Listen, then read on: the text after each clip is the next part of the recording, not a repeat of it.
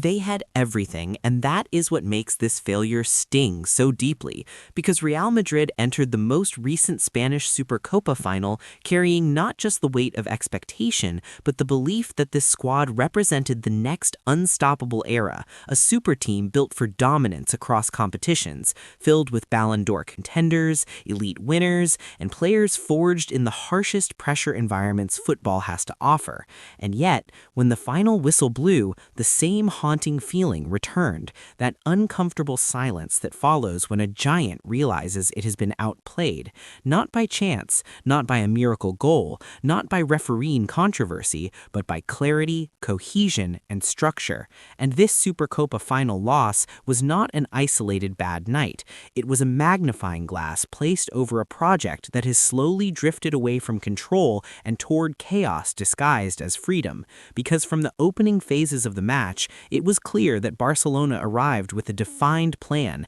and Real Madrid arrived with belief rather than blueprint. Barcelona pressed in coordinated waves, knowing exactly which passing lanes to block, which triggers to jump on, and where Madrid's weaknesses would appear once the first line was bypassed, while Madrid attempted to play through pressure, relying heavily on individual decision-making rather than repeatable patterns. And that difference showed immediately, as Madrid's build-up lacked rhythm, defenders hesitated, midfielders dropped too deep to receive, attackers disconnected themselves from the structure, and suddenly the pitch felt stretched, vertically and horizontally in ways that benefited Barcelona, as they found pockets between the lines, exploited half spaces, and repeatedly forced Madrid's defensive unit into uncomfortable emergency defending situations. And when Barcelona took the lead, it felt less like a shock and more like the natural consequence of control, because Madrid were not dictating the tempo, they were reacting to it. And reaction is a dangerous position for any team, let alone one assembled to dominate. And the absence of true midfield control once again became the defining theme, because while Jude Bellingham continues to be extraordinary, his role has become impossibly demanding, expected to arrive in the box, lead the press, recover possession, link play, and impose physical dominance all at once. And that burden reflects a deeper imbalance within the squad, because since the gradual phasing out of Toni Kroos, Madrid have lacked a natural conductor, someone who slows the game when emotion spikes, who dictates positioning through passing angles, and who ensures the team breathes together. And in the Supercopa final, that absence was brutally exposed, as transitions became frantic, passes were forced under pressure, and the space between lines grew larger with every turnover, allowing Barcelona to play through Madrid far too easily. And when Madrid did regain possession,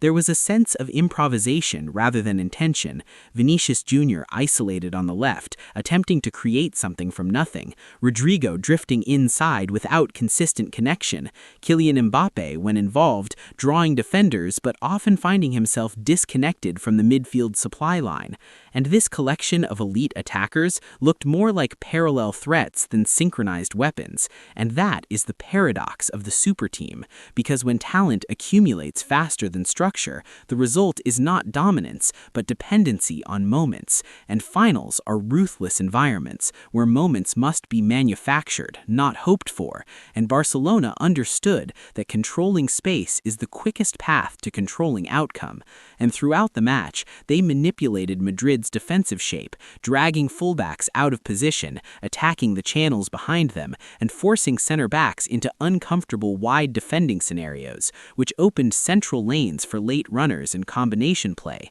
And the goals Madrid conceded reflected these structural failures rather than individual mistakes, because defenders were repeatedly left exposed in situations that no elite backline should consistently face. And while Carlo Ancelotti's ability to manage egos, maintain dressing room harmony, and inspire belief remains elite, modern football increasingly demands more than emotional intelligence. It demands a system that survives pressure, that produces solutions when plan A is neutralized. And in the Supercopa final, when Madrid's initial approach was disrupted, there was no visible tactical adjustment, no shift in pressing triggers, no reconfiguration of midfield roles, no clear attempt to regain control beyond urging players to raise intensity. And intensity without organization only increases chaos, and Barcelona thrived in that chaos because their positional discipline allowed them to exploit gaps repeatedly. And this defeat resonated beyond the scoreboard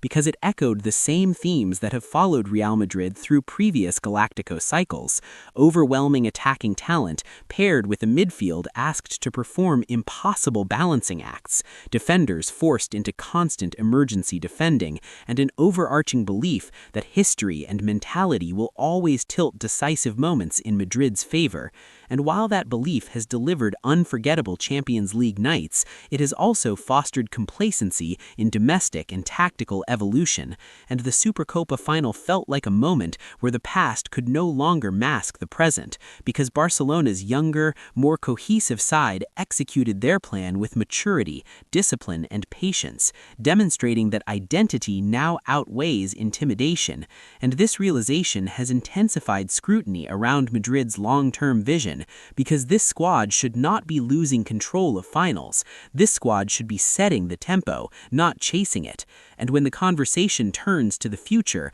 one name inevitably dominates the discussion: Xabi Alonso, because his rise represents everything Madrid currently lack: clarity, structure, and a modern interpretation of control. And at Bayer Leverkusen, Alonso has constructed a project that emphasizes positional intelligence, compactness in all phases, and adaptability without sacrificing identity. And his teams press collectively, build with purpose, and attack space rather than individuals. And what makes Alonso's success so compelling is not just the results, but the sustainability of the performance, because Leverkusen do not rely on miracles, they rely on mechanisms, and those mechanisms have allowed players to outperform expectations within a clearly defined framework. And that is precisely what Madrid appear to be missing, because despite possessing superior individual talent, they often look less cohesive than sides built on process. And this contrast has fueled speculation about Alonso's future and whether he represents the ideological evolution Madrid may require to avoid repeating the same superteam mistakes. But football narratives are never linear, and recent rumors linking Alonso with admiration from Barcelona have sent shockwaves through the Spanish football ecosystem, because while a direct move remains unlikely, the symbolism matters, because it suggests that Barcelona recognize in Alonso a continuation of positional principles they value, while Madrid risk losing a former icon not because of loyalty, but because of alignment. And alignment is the currency of modern football projects. Managers succeed where vision matches structure, and if Madrid fail to articulate a clear tactical future, they risk watching their ideal candidate slip away or arrive too late to prevent further decline. And this possibility forces uncomfortable questions, because Madrid have always been proactive in shaping eras, not reactive to them.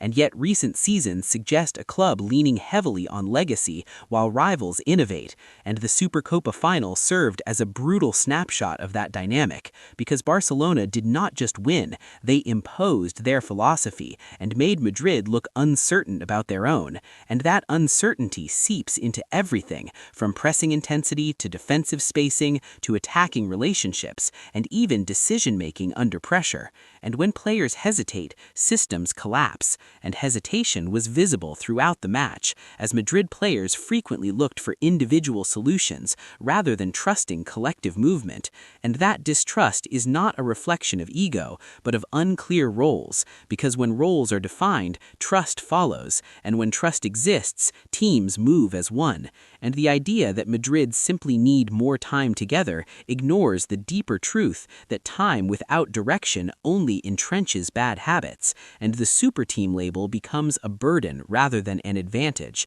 because expectations rise faster than coherence, and the Supercopa loss reignited debates about whether Madrid's recruitment strategy prioritizes market value and star appeal over tactical balance, because while attackers have been assembled with breathtaking ambition, the midfield regeneration has lagged behind, leaving players like Bellingham to compensate for systemic gaps and defenders to absorb relentless pressure, and over time, even the most resilient squads crack under that strain, and this is why the failure feels familiar, because it mirrors previous cycles where Madrid assembled dazzling front lines only to discover that modern football punishes imbalance more severely than ever, and while Champions League triumphs have softened criticism, they have also delayed necessary introspection, and the Supercopa final felt like a moment where the past could no longer mask the present, because Barcelona's younger, more cohesive side executed their plan with maturity,